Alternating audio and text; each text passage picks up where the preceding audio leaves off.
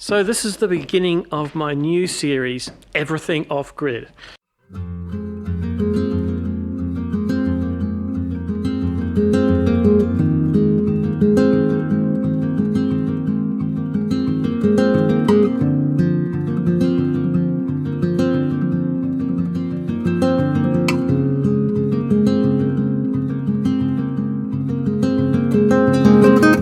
As the name suggests, it's about everything to do with off-grid.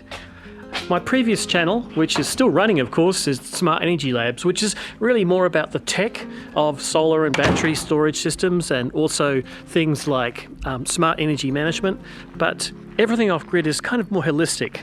We're looking at living systems, communities, how we organise ourselves, everything from the tech side as well, but in a lightweight mode, a bit more aimed at the average off-gridder who's wanting to know more about what are some of the considerations when moving off-grid. So we'll be looking at things like water systems, food systems, energy systems, and for those who are interested in community living, how a community can organise itself. And we'll use ours as a kind of a case study, because Moora Moora Co-op's been running for since 1974, so getting close to 50 years now. So it's one of the oldest off-grid intentional communities in Australia.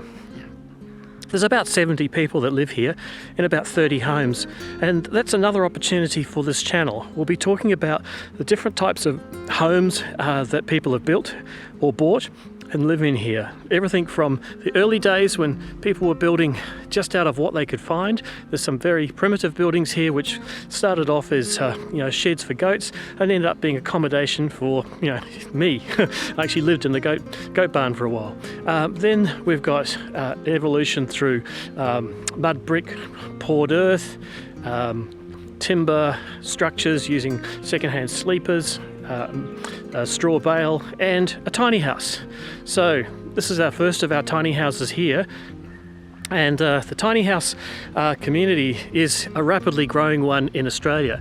People who find that the options for a conventional home are too expensive. They want something simple and small and not too expensive. So a house like this is ideal for one person or two. Gets a bit squeezy if you've got three, because really it's just a single room with a loft bedroom or two. So it actually has two loft bedrooms and bathroom, kitchen, living area. But it's got an energy system as well, which I'll talk about a bit more. And there's some very interesting aesthetic designs too here. So, you'll find that a lot of the houses built here, people have quite creative ideas about what they want in terms of a home. And so they're not your standard A.V. Jennings built to a plan. They're often with a high level of involvement from the owner of the home itself. So some of the homes here have very interesting features in terms of their architecture. So the one behind me here is Binti's house, and she's got some tenants living in here at the moment because she's away working in the desert as a nurse, and she's built this place with her ex-partner out of straw bale and wonky boards, which are those weatherboards on the front there, and she's just added an extension which has got blue board on at the moment, but it's actually straw bale behind that and rendered on the inside. It looks pretty gorgeous on the inside. It's not finished on the outside. You'll notice there's a lot of solar panels on this house as well. That's also some of the projects we've done for her as part of the Smart Energy Lab, trialling different designs of power systems for some of the homes here. Now over here we've got a 9-sided house. Now 9-sided is a nanogon. Yeah, I don't hear nanogon said very often. The nanogon design is pretty challenging. Makes for a lot of interesting angles, but there it is. It's actually quite a big house. It's 3 children, 2 adults with large open spaces inside, music room, kitchen, storerooms, bathrooms, and it's also got a conservatory where they can grow, start off plants and things before the climate's ready for them. So, early in the spring when we still get frost, sometimes snow. But one of the other challenges of living in many parts of Australia is bushfire.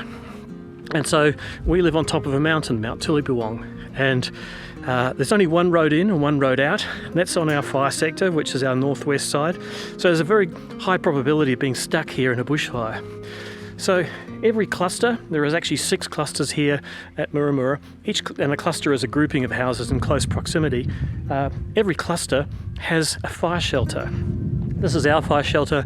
It's got a double entrance, so there's a fire door, then there's another fire door, and then there's the refuge inside.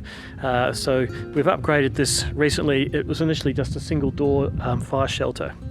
So that's pretty important as a last resort in case of catastrophic bushfire. After all, life and limb is the most important thing, and if you have to sort of bunker down, that will hold quite a few people. It's the size of a small shipping container on the inside, and it's extremely well protected because it's nowhere near the fire zone itself, and it's partially buried in the ground.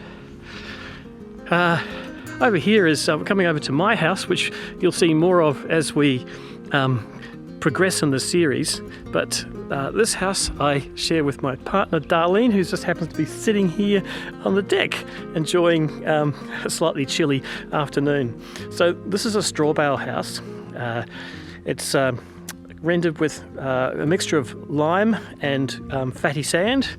So the outside surface is a hard lime render, but the straw bale itself has 2 coatings of a high clay content sand, and it's stabilized with some of that lime. So it's quite a breathable material. Ironically, it looks like concrete, but it's not, and that's quite important from a perspective of climate, which varies from dry to moist. You want to let the bales be able to acclimatise to the changes in moisture content and not become steamy on the inside, like putting straw in a glass jar and shutting the lid. So you don't want them to rot. So basically, you're providing a very slow change in moisture levels over the season. There's solar panels on the roof. There's also hot water systems. We've actually recently moved from having a evacuated tube system with photovoltaic panels heating water to just photovoltaic. So it's all PV heated water heating, and some of that's from a common source, which is what we call our microgrid, and some of it is a dedicated array up on the roof. There's small garden areas around the house. We've got a little outdoor garden. One of the challenges here is to stop the wildlife eating everything, so we've got it all. We've got rabbits, wombats, lyrebirds, deer. In fact, deer are a surprisingly big problem in the Yarra Ranges. I think the council estimated something like 1 million wild deer in the Yarra Ranges, and they particularly like eating lemon trees for some reason. Our poor lemon tree, if it's not the rabbits chewing at the base, it's the deer chewing at the top. So protecting your plants from all and sundry is a big challenge here.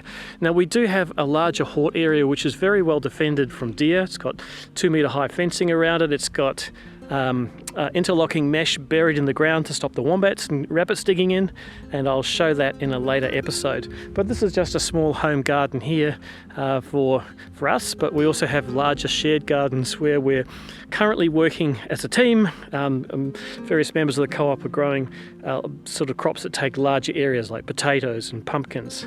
So we'll look at that in a little bit. But anyway, that's just a little intro to everything off-grid, and I'll be delving in deeper to many of these subject matters as we go forward. But anyway, I hope you liked it, and please subscribe and join the channel. Okay, thanks a lot.